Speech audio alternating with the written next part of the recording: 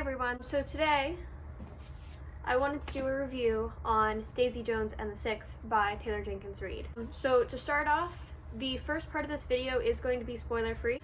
I will let you know when I'm about to get into spoilers so that you can just skip that part of the video if you haven't read the book. So I know that this is a very popular book by a very popular author, and I went into this expecting to absolutely love it because I actually read The Seven Husbands of Evelyn Hugo by Taylor Jenkins Reid last year, and I adored this book. I think I gave it 5 stars. It was so good. And one thing that I will say I really like about Taylor Jenkins Reid and her writing and her books is all the complex issues that she tackles in a very judgment-free way, and it allows for very in-depth conversations to take place about these certain topics without the author inputting a lot of her own opinions into some of these more debatable topics. I went into this thinking that I was going to absolutely adore it. A lot of booktubers that I follow also really love this book and this author, so I expected, yeah, I'm gonna love this book too. And I was a little bit disappointed, actually. I ended up giving this book 3 stars. I didn't think it was bad by any stretch of the imagination. I've just definitely read better. And I think if you go into this having read Evelyn Hugo first and thinking that this is going to be on the same level as that, you're going to be disappointed because it's going to be very difficult to top that book. It was so good. But this is not a review for The Seven Husbands of Evelyn Hugo. So I just kept waiting for it to pick up and really catch my interest, and it just never really did. And I was really disappointed by that because I expected to really love it, and I didn't. I think the thing that contributed to that most was that there were so many characters, and I understand that in the music industry, producing an album takes a lot of players, but it was very difficult in what is kind of a short book to actually be able to connect with all of the characters enough so that, like, by the end I really care about their story and their life. And it was also really difficult to keep up with who is who, and there were times where we'd be talking to one person and I'd go, I have completely forgotten who this character is. What do they do again? How do they play a part in this story? Which is definitely not what you want and really takes you out of the story. We also didn't get to see a huge character arc in a lot of the characters. In one of the characters, and I won't say who it was clearly attempted to give this character a nice arc, but it just kind of fell flat for me, again because I felt like I didn't really have enough time with this character and it was all just a little bit muddied. It also felt like this character had so many struggles, like right at the beginning of the book, and then they all just I won't say that they just got resolved right away, but it kind of carried on just the same throughout the rest of the book, and it didn't feel like a complete arc. It just felt incomplete. I did like that you get to see the story from multiple perspectives. It made it easy to understand how miscommunication can really taint any kind of relationship. You get to see each scene from different perspectives, and it shows how you can really muddy the line between good and bad and black and white. And it makes everything feel more realistic because everything isn't black and white. It's got a lot of shades of gray, which is something that I also really liked about Evelyn Hugo. So this book dealt with a lot of really heavy topics without passing judgment, which I really appreciated. And it just stated the facts as it occurred and let the readers kind of pick it apart and have discussions of their own. So I wanted to talk a little bit about some of those topics because there is a lot to unpack here. I will be getting into some spoilers from this section on in the video, so if you don't want anything spoiled, stop watching. So the first thing that I wanted to talk about was cheating. I do not condone cheating on one's partner for any reason. It breeds mistrust, and it's a very easy way to damage your relationship why can I not say this? To damage your relationship permanently.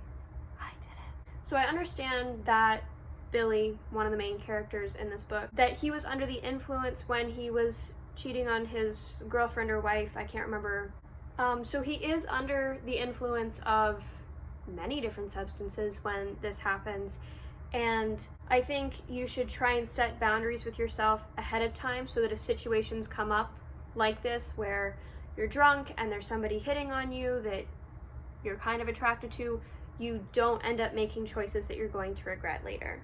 Or at least you're a lot less likely to. I also don't like that all of the band members knew what was going on and nobody told Camila. I personally think that she has a right to know if her husband is lying to her and cheating on her. A lot of people use the phrase, "what they don't know won't hurt them," and I think that that's complete BS. Because one, a spouse will know when something is up. It's very likely that you're going to know something is wrong, and it's going to cause a lot of mistrust in the relationship because you're aware that they're not telling you something. One of the biggest problems that you can create in a relationship is not making your partner feel safe. And two, you aren't giving them a chance to choose you on their own.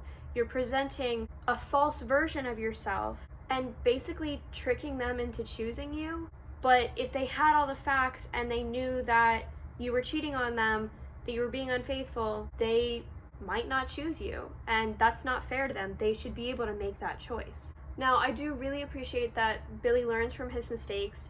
He gets clean and he doesn't cheat on his wife anymore. And you even see later on when he becomes attracted to Daisy that even though the opportunity presents itself that he could potentially cheat on his wife with Daisy and get away with it, he decides not to. And that clearly shows real growth. This book also tackles the topic of substance abuse, like I mentioned previously. I really appreciated the juxtaposition between Billy trying to hang on to his sobriety and Daisy, who's always high on something. I liked how there was almost this disgust that they had with each other, because those who are addicted to something can't necessarily imagine giving it up, and those who have been addicted to something and have managed to give it up are fighting to hang on to their sobriety and don't necessarily want to be around those who aren't sober, so as not to fall back into their old habits. And their relationship almost worked as a metaphor between the different stages of addiction, between the substance abuse and the recovery, and how addiction is just a constant battle and it's never something that you truly win, you just keep fighting. A particularly controversial topic that is handled in this book is abortion, and I actually really like the way that it is handled.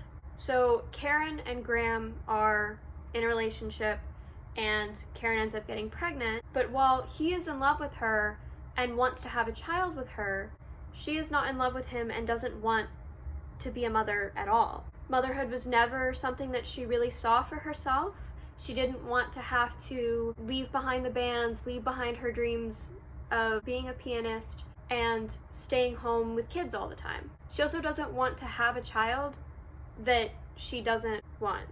And I think one of the saddest things in the world is the idea of someone having a child that isn't wanted. And I have to agree with her choice on this because of that. This child would have tied her to a man that she didn't want and tied her to a life that she didn't want, because Graham also didn't want to leave the band and he didn't want to stay at home with the kid, which meant the burden would have fallen on her. And that could lead to resentment of both Graham and the child, which is definitely not something that you want. I also appreciate that Camila helps her through this as somebody who chose the other option. Camila wanted to be a mother and she wanted to stay home with her kids.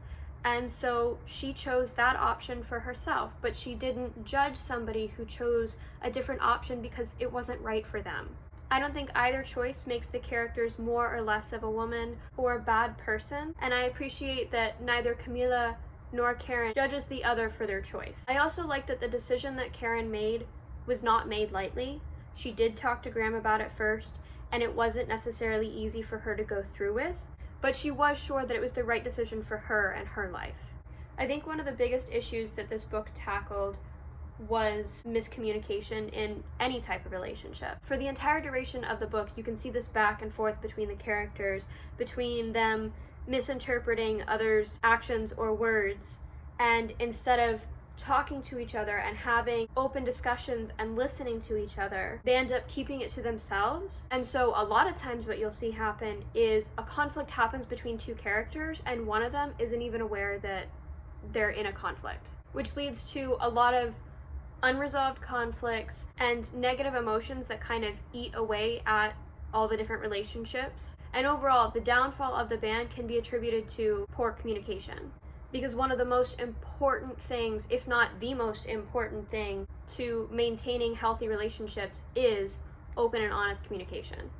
The last comment that I had was that after reading Evelyn Hugo, I fully expected that there was going to be some sort of twist ending, some revelation that I didn't see coming, and that definitely happened. I didn't see the revelation coming, but it didn't shake me to my very core like it did with Evelyn Hugo. It didn't change my outlook on the entire book. It explained why the writing was set up the way that it was in the interview format, and it offers some insight into what happens after the band breaks up. But it didn't pack that big of a punch, and it just kind of left the ending feeling really flat. I also just don't quite buy that this band would be terribly memorable if we're writing about it decades after the fact, after the 70s, and the band only ever put out 2 albums.